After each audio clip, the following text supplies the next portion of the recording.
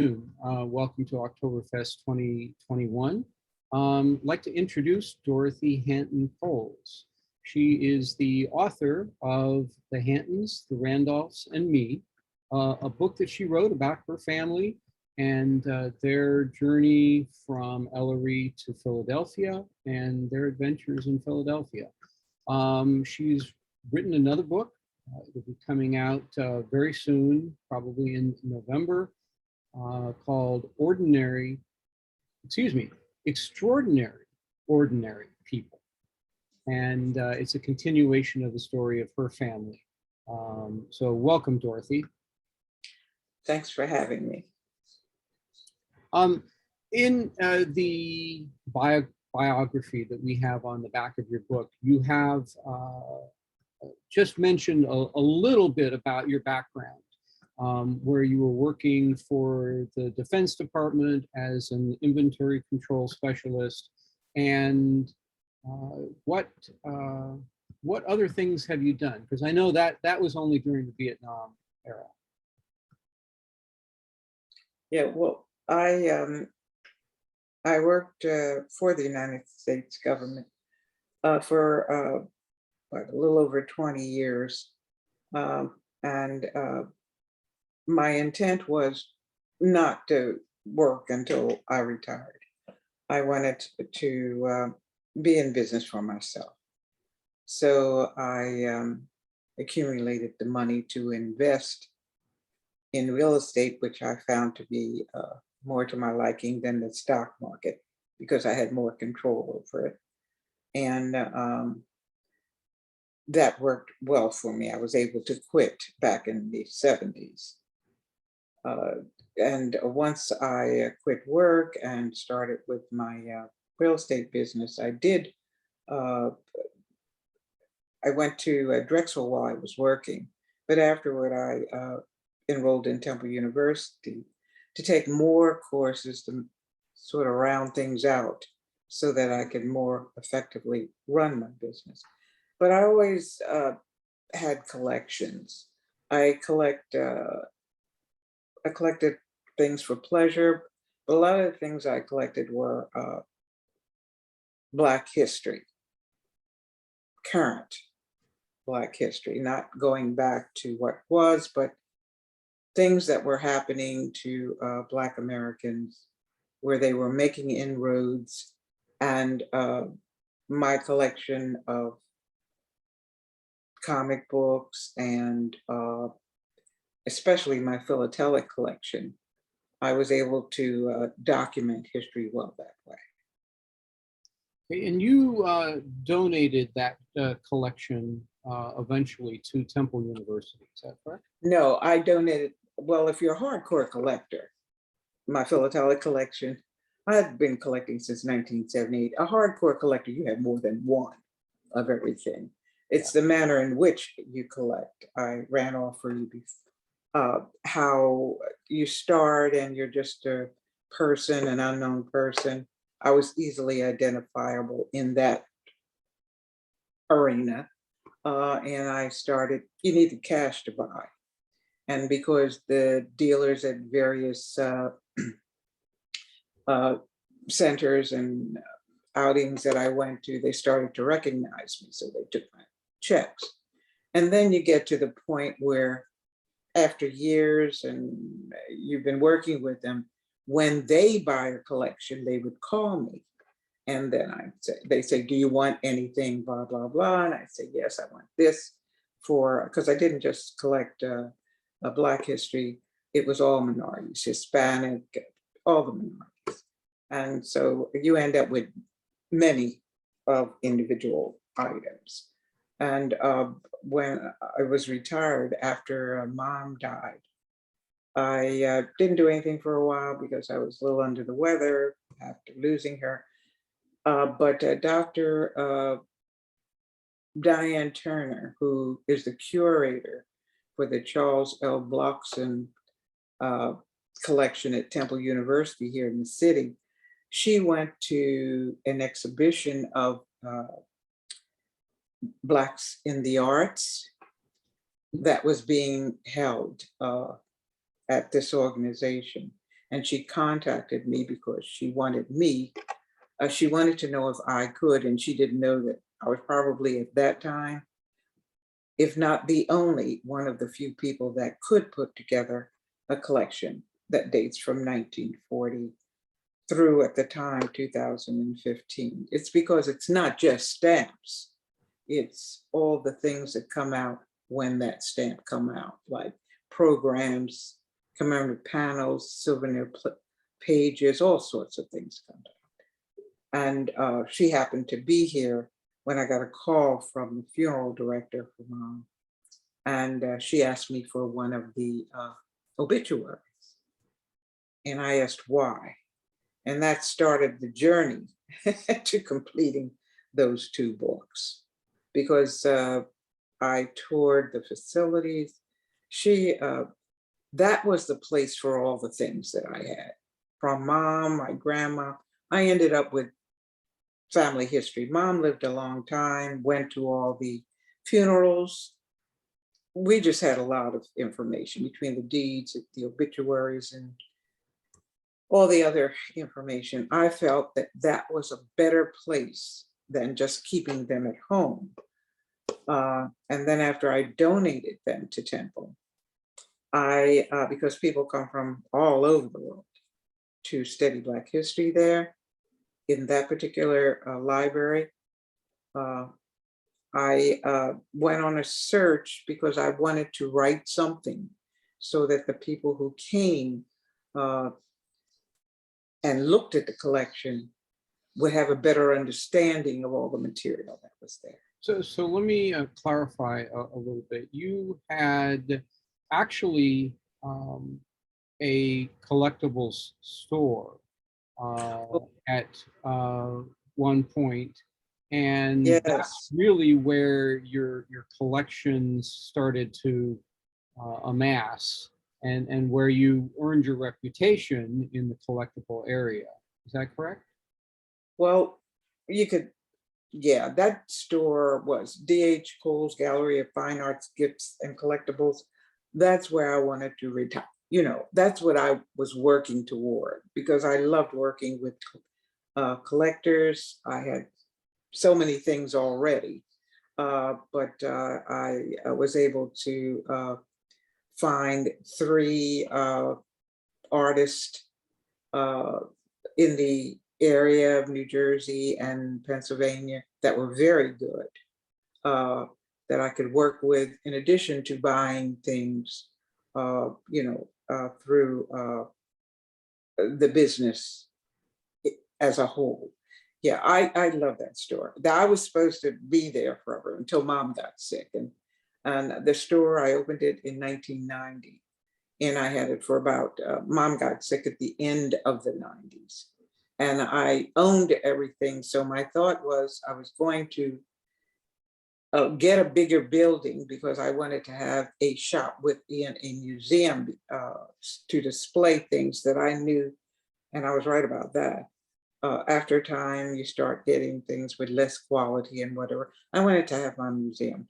And I owned everything. So I just packed everything up and I figured, let me take care of Mom. I was told she would only live about 3 years and then I could get back to buying the building and, finishing up that way. But she lived for 17 years and I was older and I chose not to do that because I was older. I did other things. I did my exhibitions and lectures.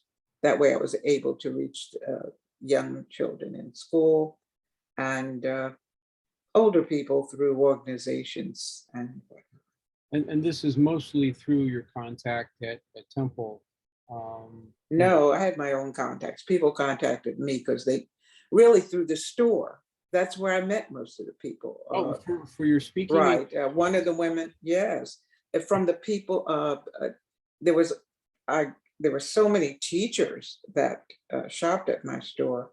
And once one asked me to do something in the school system, it was like, no, Black History Month was awful for me because I was booked at several schools a day. I tried to get that. Everybody wants you in Black History Month. There were other business people, okay, in different industries. And, that's how I got invitations from organizations to do my lectures and uh, the exhibitions. Yeah. But you were fairly well known by the time that you actually started talking to Temple.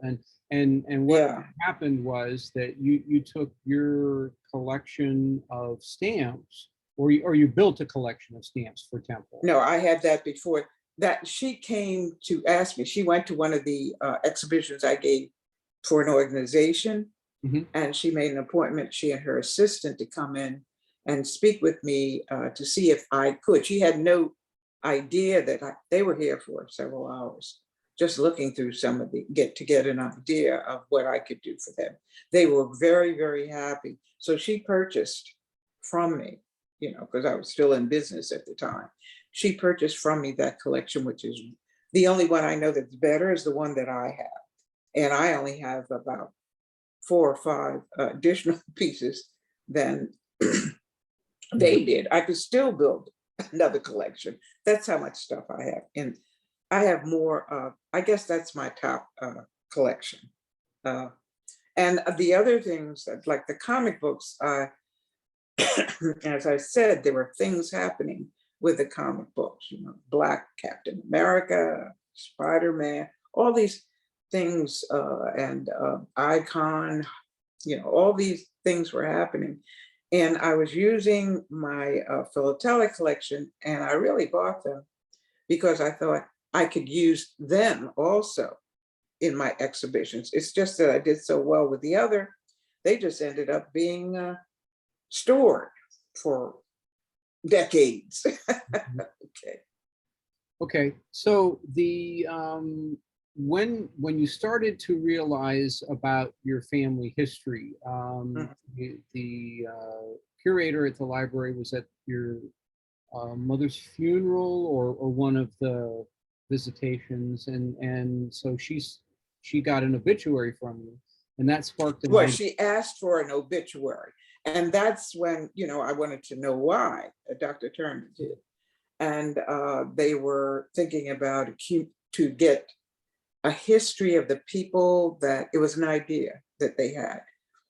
She had no idea that I had the stuff, all that stuff. But after talking with them, and they have, climate control facilities, I just thought that the material would be safer at their institution. So therefore I donated it. Now I have my collection there. It's the Dorothy Hanton Coles collection, at the, in the Charles L. Blockson Library there. Which is a collection of your family clippings, obituaries, All the ephemera. paperwork plus personal things like grandma, one of the 2 quilts that I had that she made from, scratch, Mhm. and dad, some of dad's Mason, things from my mother, personal items.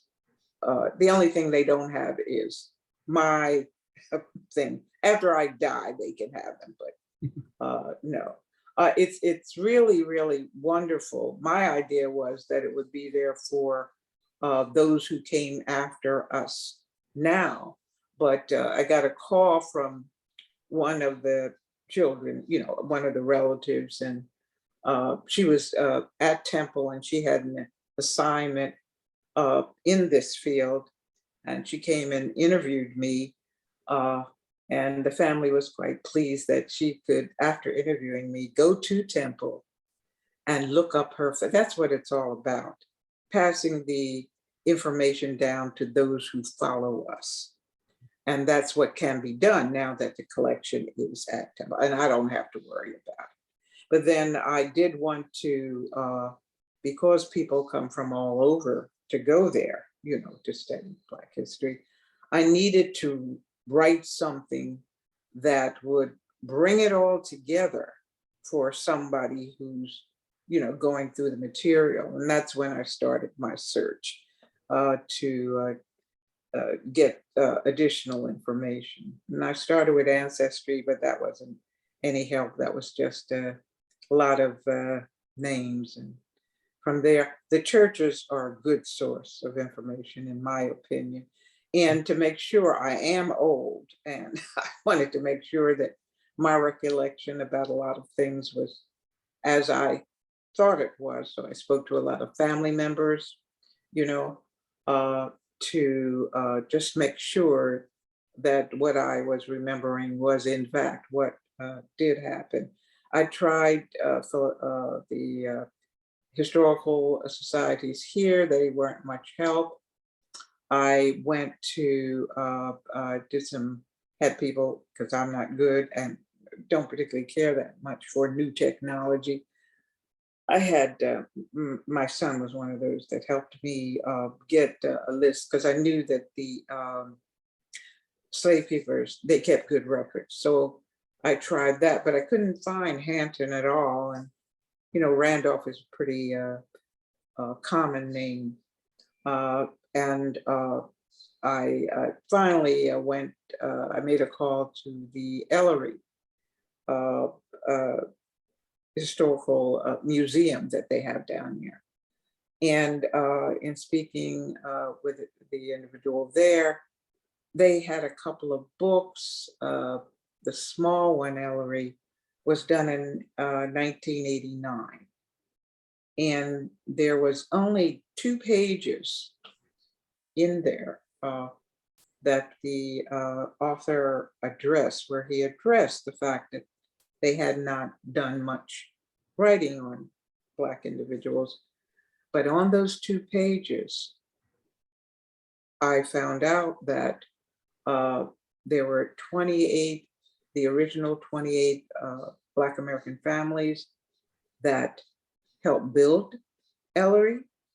And not only was my family there, but there were all these people that I interacted with when I was young. I mean, I'm 81 now, but I mean, when I was young, we were going back and forth to Elloree so many times a year, To visit relatives and yeah. And from that, I went to South Carolina Historical Society. They couldn't help me, but she was excited to direct me to the Orangeburg County Historical Society. And that's where I hooked up with Wayne and you.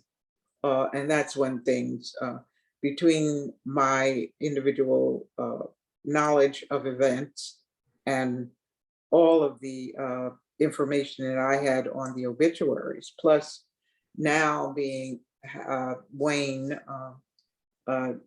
using new technology to get to the documents, the government documents, I was able to weave through, the information that he could dig out and come up with the information that I needed, at least to get back to Quash and Isaac, which was a distance according to you. right. Your first book really covers a straight line approach to your family, Yes. where you're Yeah. looking at your father, your grandparents, their parents directly back, and not right. I didn't want to go sideways. collateral information. Yeah. Your upcoming book, The Extraordinary Ordinary People, does cover some of those collateral. Yeah. Because I had the information. At first I only wanted to know who they were, who their parents were, etc. Close to the trunk of the tree. But I had all that information there, and I tried to get the younger members of the family to take that information and run with it. And everybody just thought that, well, anyway, I just couldn't just let it sit there, So I used that additional information, and again, worked with Wayne to dig out more information that I needed to be able to get through that. And that's when I came up with things like, my grandfather and all 4 of his sons that grandma had worked on the same land, or that when they came north, my uncle Otis and dad and my uncle Junior, I have documentation where they all lived in the same tenement house. You know, it's one came up and another came up and passed on the information, and they never lived very far from one another. In fact, most of their lives. What I think you might have touched on this, but when we spoke when you finished your original book, you were pretty adamant that you did not want to do any more writing. No And more. you This were, is not me. what was the tipping point that brought you to writing that second book, and telling the rest of the stories? Well, whether it was done inadvertently or not, I had the information. And the story was not, I could expand on the story. Okay. Some of the details were just wonderful. It can be emotional when you're doing the research, the things you find out. And one of the things I found, I had my great grandmother Lizzie. When I got the document, you know, that stated that, you know, it was obvious that she had left her husband. It was to acquire property back then. My great grandfather Isaac, okay, had to, you know, pay somebody to do the bidding for him and whatever, and he got property and he lost it. And then his son, I think in the second book I call it tract number 9, bought that same tract of property. And I know, you may not think so, but I know exactly what happened. She was not going back in that field, you see. So they parted ways, okay, because I had documentation. They're both in Elloree. Elloree is just 1 mile square. You know, he says he's single. She says she's widowed, okay. She was through with him.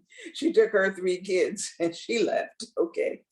And she could not read, she could not write, but she hooked up with another lady who could read and write. And the two of them, you know, were washerwomen. Now, when I first read the document, I just thought that she was going to, like my grandmother Phyllis, to a home.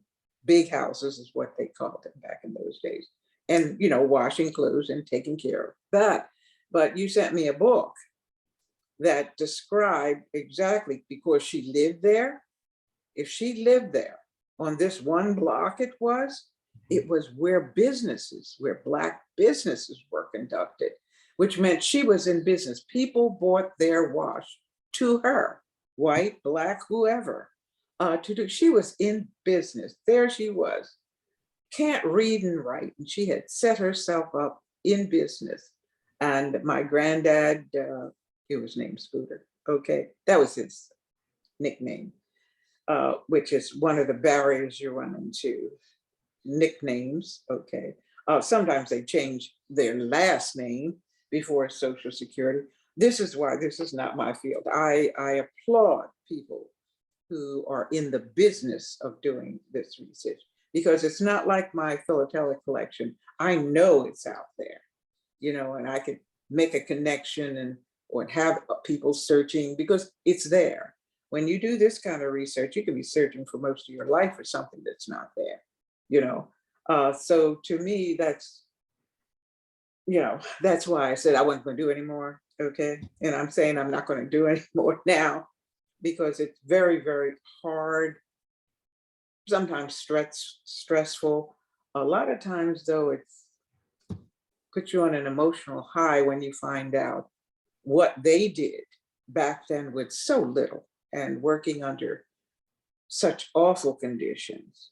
But then you find like one of the ladies, I made a connection through your office, and one of the Hantons, because my way was, I want to know who the oldest Hantons were, you know, got 3 names. One of them must be related to me. Hanton is, you know, not a common name.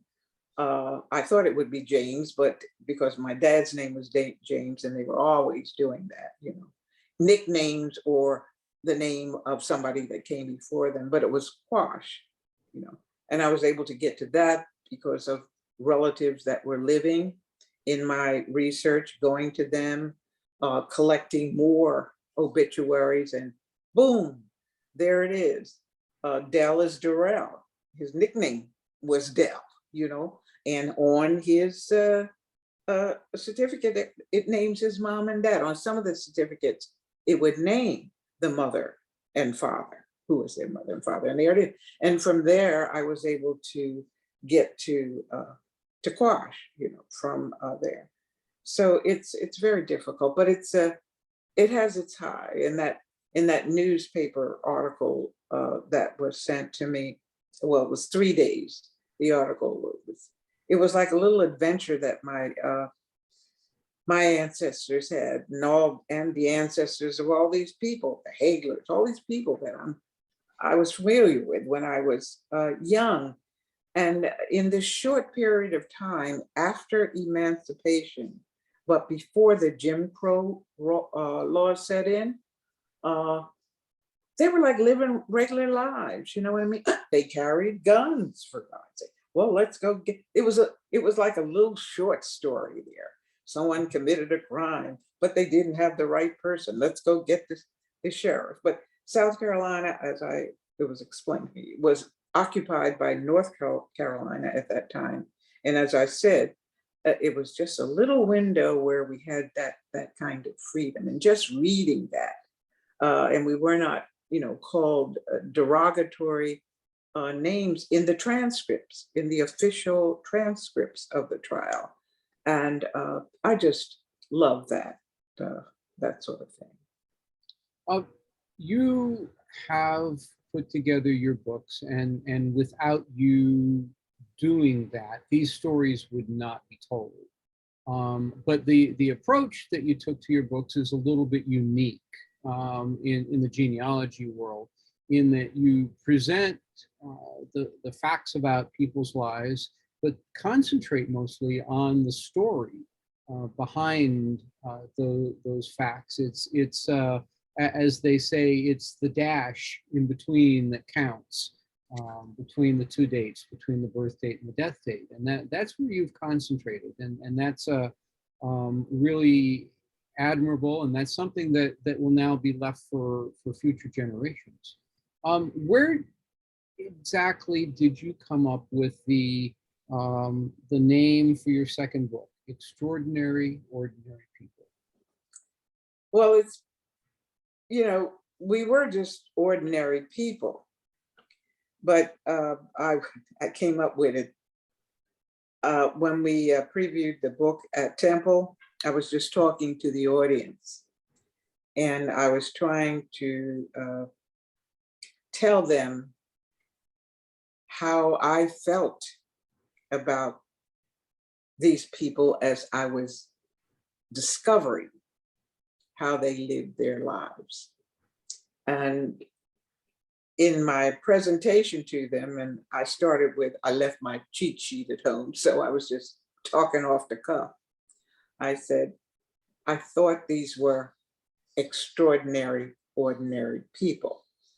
And it's so happened that further down my presentation, I used the phrase again, and the audience sang in with me, because they, I think, were agreeing with my description of these individuals. So when it came to this book, and I'm finding out even more about some of the things they did, because I'm looking for more than just who they are, but what kind of people they were and how they lived their lives beyond what I knew in all the years that I lived, and was up and down the road between Philadelphia and Elloree.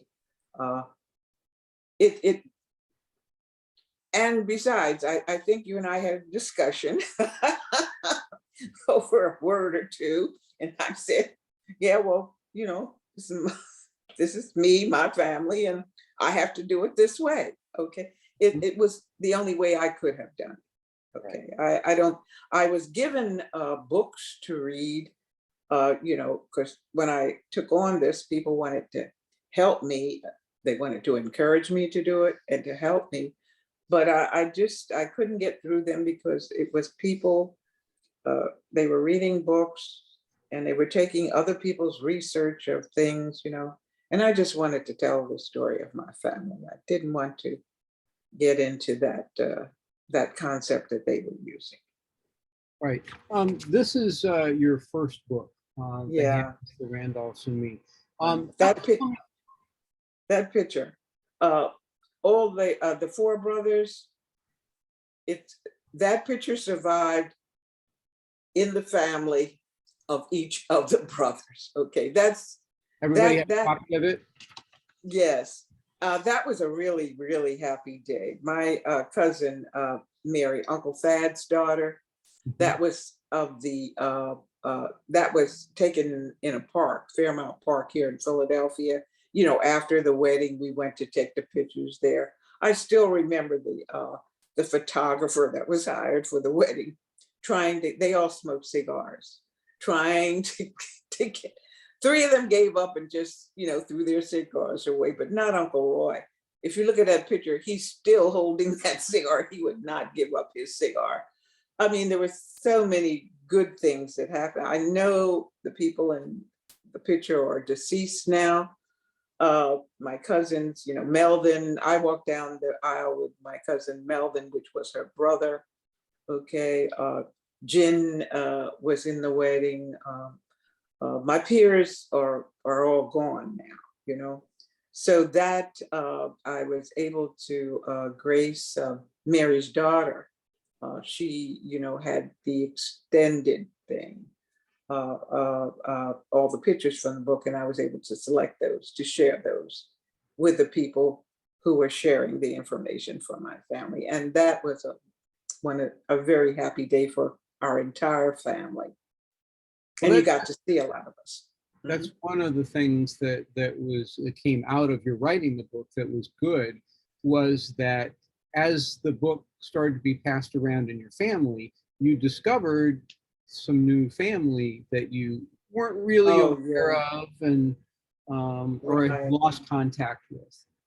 Right. This in the second book, I got a call from Thomasina. She was the daughter, much younger than me, of one of Dad's best friends. Dad got him in the Masons, and she had gone to a funeral, and she talked to someone who had been, another member of the family who had been. Anyway, she called me, and we have a discussion. She's in the second book. I have this part of this story there. She called me, and from her, I was able to hook up with a member of the Moors. Now, when I was young, the only group of people that in my life that were more than uncles, were cousins. They were just cousins. We didn't know how we were cousins. We were kids, but it was, if the grown-up said you were cousins, you were cousins. Grown-up said you were uncles, you were uncles. And the Moors were, every time we went down south, it was in the front seat, it was Dad and son Moore, they're the drivers. Mom in the middle, to be sure that the driver was wait, during the, because it was a long way down there, because, by car in the old days.